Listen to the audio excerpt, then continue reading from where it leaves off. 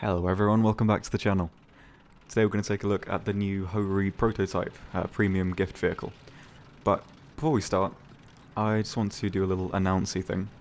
I'm doing a little giveaway at the moment, you know, new patch, lots of new things, and I have enough money left over to give something to you guys, because you've been really helpful and supportive, and you know, it's just a really pleasant environment to be around. So all you need to do is comment on this video what vehicle you would like to see from this patch or wherever, and just tell me why you want to see it, and leave a like, and I'll put you into a little randomizy thing, and the winner will get 5,000 golden eagles. It's all I can afford, really. I might, if I have a little bit left over, I might add like another few 1,000 golden eagle prizes if I can. I will try. So, yes, please enter that if you like. I'd really like to give something back, as I've had a really fun time making this channel and engaging with you guys. It's really great. So, onto the tank. Well, I'm aware I'm uploading this very quickly. I normally wouldn't do this because I think it takes quite a while to learn how a tank performs to make a concise review of it. But I think I'm going to make an exception in this case, because if you want to buy this vehicle, or if you're considering it and you may be thinking, oh, I'll wait till a sale, buy it now. Because nobody knows where to shoot it. And it's a very capable tank apart from that as well, but for the gameplay I've got today, I don't think I play well at all. I was really tired. I was trying to stay up all night to just grind, play, have a good time. But even with me, you know, playing at a standard I'm not really happy with, this tank at this time let me play at that standard while still having successful games. You know, every game I got, apart from a couple, were an ace or above. And a lot of that, I think, is down to the tank's armor. And a lot of that is down to people not knowing where to shoot it. So, if you are considering getting this tank, genuinely, the sooner the better. If you let people work out where this tank's weak points are, it's going to be a lot less effective. Now, I'll get into the armor a bit later. You know, if you come up against this tank, where should you shoot it? I'll show you. First, we're going to have a look at the gameplay, and as always, the lineup that I would recommend using with this tank. So let's get into that now. Right, the lineup that I'd recommend using with this tank is the heavy tank number 6 if you have it. If you don't, I'd go with something like the NATO, just because it's got a tank destroyer spawn cost, and it has that same really good gun and a decent reload. As well, the Cheeto Late, because decent medium tank. The armor's not really going to help you out too much, but the gun is going to be reliable, even at maybe 6.0, 6.3. So it's a good fallback if you lose out on your main tanks that you're using. So key, just because it's good to have a SPA. Not that great, but it's the only option you've really got. As for support aircraft, the new D4Y3 is a pretty good choice, because you've got those 2 bomb drops on the 250s. And it's a very small, very nimble plane, and kind of hard to hit as well. And the Ki 109, which is going to be the staple of any ground forces Japanese player at the moment, just because it's got that anti-tank gun, and it's pretty good. The filler's decent. I've had a few games in it so far, and have been pleasantly surprised.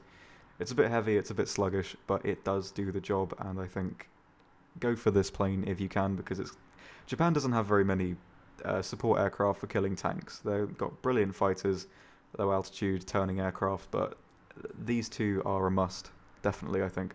So go for those if you can. They're very worth it. So let's go to the first game. I've got 2 games today, and I hope you enjoy. So the first map we've got is Japan, and as I am generally with new maps, I play quite passively, especially in a vehicle like this. So I'm just waiting at the B point and waiting for things to come to me. So I see a challenger pop up, I fire a bit too preemptively, try and overpen the side, but don't quite make it at that angle. So I just wait for him to come around the corner, see him there, he sees me, I move the hull a little bit, he misses, and go right through the front with this incredibly powerful gun, and one-shot him. I think every shot I fire on a normal tank has been a one-shot with this cannon. It's really something else. Bounce another shot from the Comet, and wait for the smoke to clear, and get him in the side too. You see, these players don't know where to hit me. And that is a really big advantage of this tank at the moment, because it's new, and I didn't even look at the armor until it came out, and I wager a lot of people haven't as well. So, CNFV, try and swing around, but don't quite get there in time. It looks like he completely disappears behind that bush. I think he might have popped out, but either way, he goes off. I mark where he is, get shot in the side there, and it's a T-34 behind this rock, which is a really sneaky spot, so watch out for that. He bounces again, and I one-shot him through the turret neck. So, as you can see there, really, all of those tanks got a shot on me before I could shoot them. And you can see that this tank's armor at the moment is really, really effective. And I think most of that is down to people just not knowing where to shoot it. Because I didn't look at the armor until this came out, and I wager about 90% of players who are facing this thing haven't either, and they don't know where to shoot it. So if you want to power grind through the Japanese tree, now is a really good time to do it, because this tank is a fantastic option. So I keep catching glimpses of a tank through here, so I'm just waiting for him to come out, and it's a Hellcat. And I shoot, but I hit one of the wooden pillars, which are indestructible for some silly reason.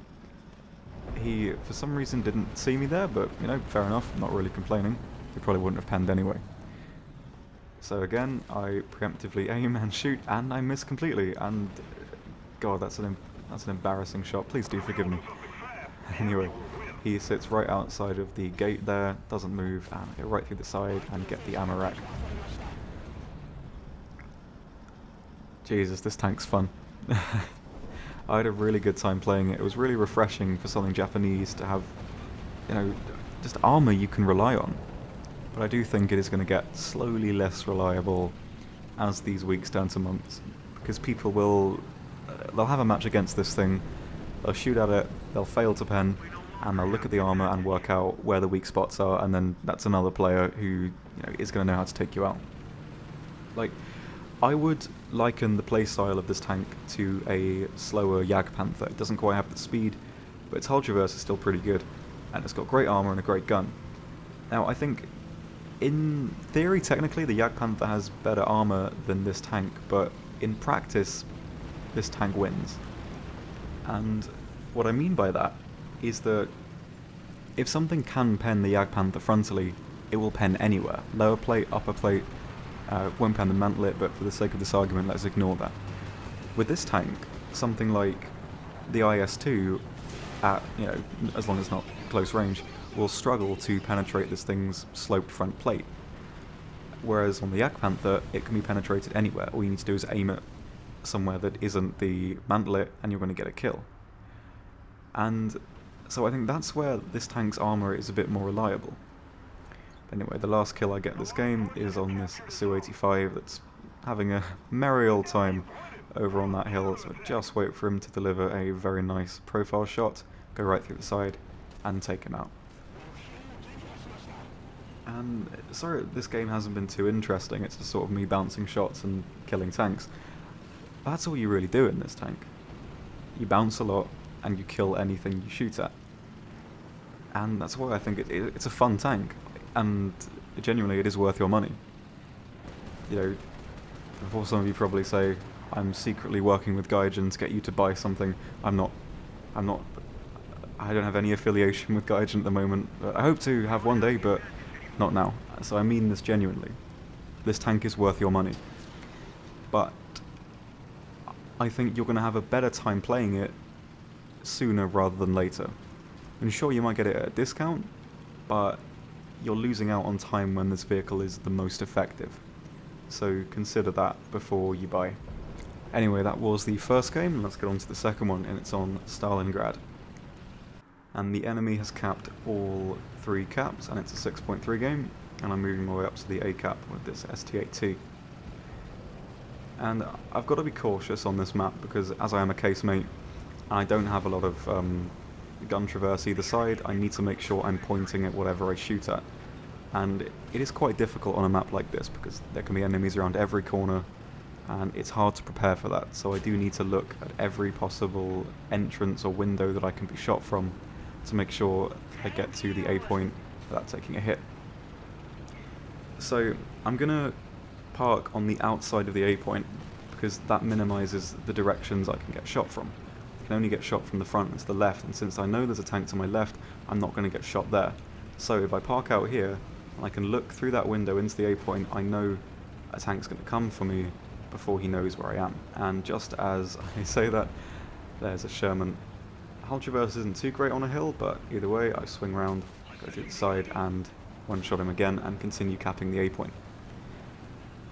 But this is a decent spot. I'd recommend using it if you are capping the A point from this side or the other side, just because you can look into the A point through that window with the camera without anyone seeing you, because you're completely hidden. So I'm just sitting here looking around, listening for the gun sounds. I do hear a Russian 88 fire, so I know that there is an enemy tank near me. And from the sounds of it, he's directly to my right, behind the sheep fence. Don't even know what that is. So I'm going to prepare for him to come back for me. So I'm driving out and go back into the A point and point my tank towards where I think he is. I'm not sure what it is at the moment. I don't know if I can reliably penetrate it frontally or not, but I do get tagged up, so whatever the tank is, he knows I'm here. It's a T-44. He takes a bit too long trying to shoot at me, fails, and I go right through the side and take him out too. This gun is fantastic, by the way. It's really, really fun to use, as I genuinely don't think I've taken it's taken more than one shot to kill a tank that hasn't been an SPA. So what I'm doing there is, you say I got hit, and I was just checking that the person who did hit me was in a plane, because it did seem like it was a rocket hit or just a machine gun or a cannon or something. So I was just making sure that I wasn't getting shot there. So, pushing out more towards their spawn, because the rest of the map is getting slowly captured by our team, and I'm going to point myself in the direction of where most of the enemies are. So again, I take a hit from a Comet, which has a very powerful, high-penetrating gun. Completely failed to pen me. He went straight for the front plate, because again, he didn't know where to shoot me. And again, with something like that, I think that player probably left the game, went straight to the Japanese tree and looked at this tank's armor, and that's another player prepared to deal with you. So the quicker you take this thing out and the quicker, you grind with it, the better time you're going to have, like 100%. So all I'm doing is moving my way to the top spawn. I don't intend to spawn camp, but I intend to just position myself in a way which means I can channel all of the enemies to come in front of me, so no one's going to shoot me in the side, no one's going to shoot me in the back. Now I see this Type 65 move up over there, and I push up to prepare for him to come around the corner. Just wait behind this train. He can't do anything to me frontally anyway, but I might as well be safe. And I start getting artilleried here, and I'm wondering if he spotted me. I think that he definitely has, because if he hadn't have spotted me, he would have driven out from behind that mound, so I know that he knows where I am. And all I really need to do is stay still, because I can see if he comes out from the left or the right, and I can prepare relative to that. So all I really need to do is stay here and wait for him to come to me. There's no point taking risks or being aggressive. I can just wait, and I'll still get the exact same result. And I can see him poking out to the right there, and he sees me over the train car. Pretty good spot. I mean, I don't even know if I'm big enough to be seen over that, but either way, fair play, he knows where I am. So I'm just waiting to see who pops out again, and checking around just to see if anything else is around me. And I do hear something, but I can't quite work out where it is. I'm being a bit confused by this. So I see him come out again. Just prepare to see if he's going to shoot me through the car again. I see something else over there, but I'm not really in a position to push out and try and find it. And at this point I see a SPA come behind me, but he doesn't know where I am, and the SPA I'm facing frontally does know where I am. So he's more of a threat and more of a target. So he sees me at my side there, and he doesn't poke round, which says to me that he knows what he's doing, and he's looking around the corner at me, and he knows that I'm looking right at him, and he's not rushing out to try and hit me. So here comes another Type 65. I thought they were cloned at that point. I was really tired. I'm like, oh god, have I got this wrong? Either way, I shoot him in the side, the other one pops out to shoot me. He burns out very, very quickly. I shoot through the smoke, right into his turret, and these things are very painful to kill, but I do completely disable him and stop him from shooting back at me. And put one into the side again, and don't really kill anything, but either way, he's out too. So those are all the notable kills I really got that game. I did get a few more, but they weren't really that interesting or important, so there's no point to leave them in. I hope that this does show that this tank's armour is reliable, and the gun's reliable, and the two things this tank has to show off work. The gun works really well, and the armour works really well. And in that regard, I think it's a really decent choice if you want a tank to grind with. Because it's a great tank to take out first. You know, your gun can take out pretty much anything you're going to see reliably. Maybe not 7.0, but those games are going to be rare anyway. And then you've got the Tiger to fall back on if you've got that, or the NATO, or the Cheeto. Because the gun's still useful. You know, you can still do damage with that tank, or you can take out the new planes that come as patch 2. So, let's go to the review screen here. Right. What do we think? I think this tank is one of the better pack vehicles that's come out. At least so far, in terms of, you know, it being unique and useful. And I'm going to have a look at the armour again here, just so I can let you know where roughly to go for it. I'm not going to show it on the screen because it's a bit of a pet peeve of mine where people just sit in the hangar and show you things you can see yourself. You can look at this tank at your own leisure and look at all the armour you want. You know, I don't need to tell you that. But the only places generally that most guns can pen is one spot on the front of the case turret. The left and right side are 120mm. And that's the only spot that guns below the Russian 85 can pen. Because everything else on the turret is 150 or above. So if you're in like the American 76, that's the only place you can shoot. But the negative drawback to that is that those two places you can shoot are empty. So if you're shooting with solid shot, all you're really going to do is maybe knock out a crew member or damage the breach. You're not going to take this tank out, like, even slightly. You know, the armour is just too good at places that need it. The other place that you can reliably pen is the lower plate. I think it's only 75mm flat, so anything can really go through there. But the downside of shooting that place, if you are going against this tank, is if you can shoot the transmission and you're in front of the tank, it can probably shoot you back. So all you're really doing is giving the Hori a free shot at you.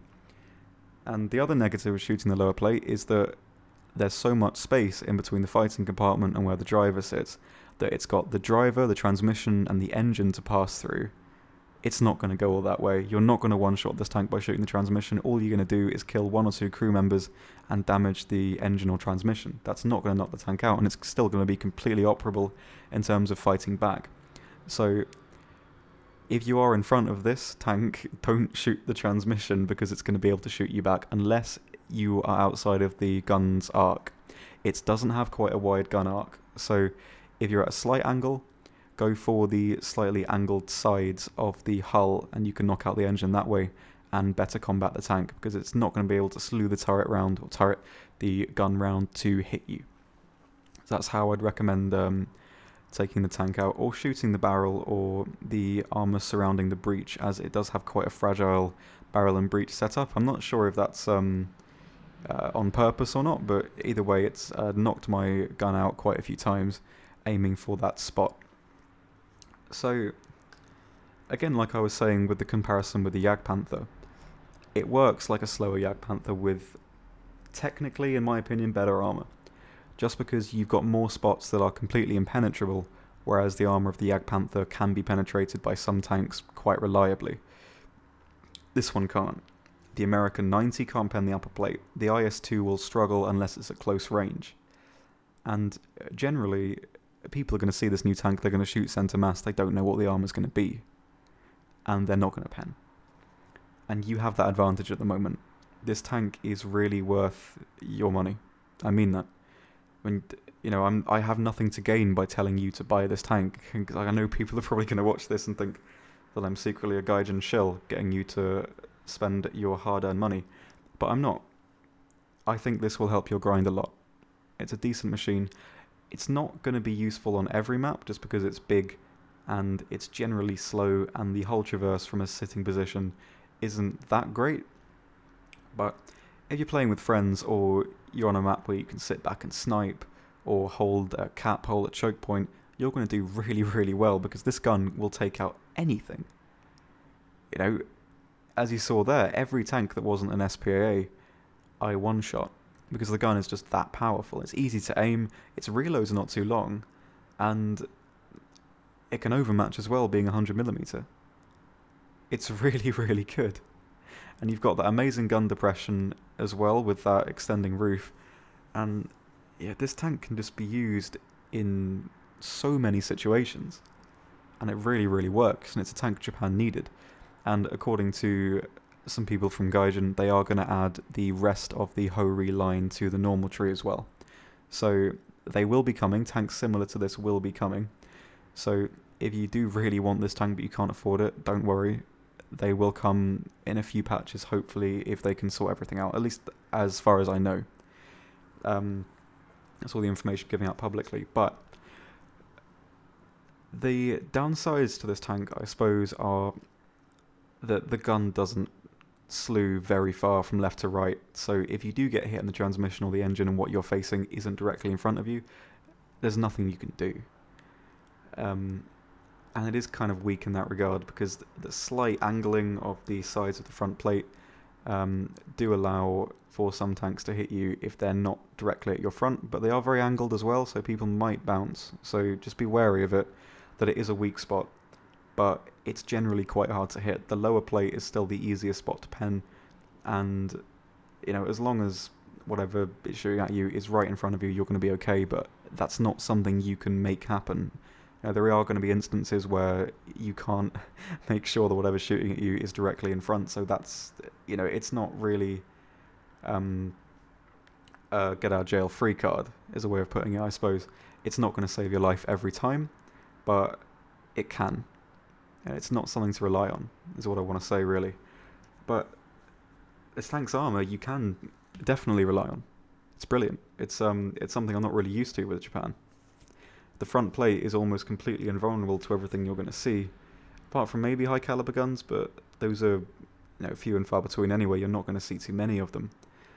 And something like the Russian 85 can only pen a slight sliver of armor on the side of the front turret face, and that's likely not going to knock the tank out either, just because it's so far away from all the critical components. British solid shot will struggle to do anything to this tank frontally. It's not going to take out all of the crew in the turret or the breach or everything in one hit. You're going to have a chance to fight back.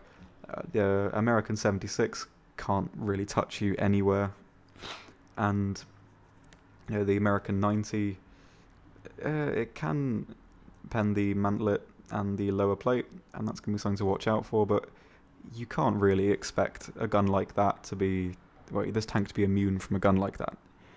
But it does still have armor that can bounce it, so that's something to bear in mind as well. And I really think this tank is worth a purchase. If you are struggling to grind Japan, or you want to grind Japan, I'd probably go with this over the Tiger, at least personally. I do freely admit the Tiger is probably easier to play and easier to get kills with, but if you're a bit more confident and you want a tank that you can use yourself effectively, go for this one. Because its gun will always work. Its armor will always work to the levels provided, meaning that certain parts of the tank will almost always be invulnerable, and certain parts of the tank will, can be pen, but they're not going to do a lot of damage. It's good. It's a really good vehicle, and I would happily rate it a 8 out of 10, where it currently stands.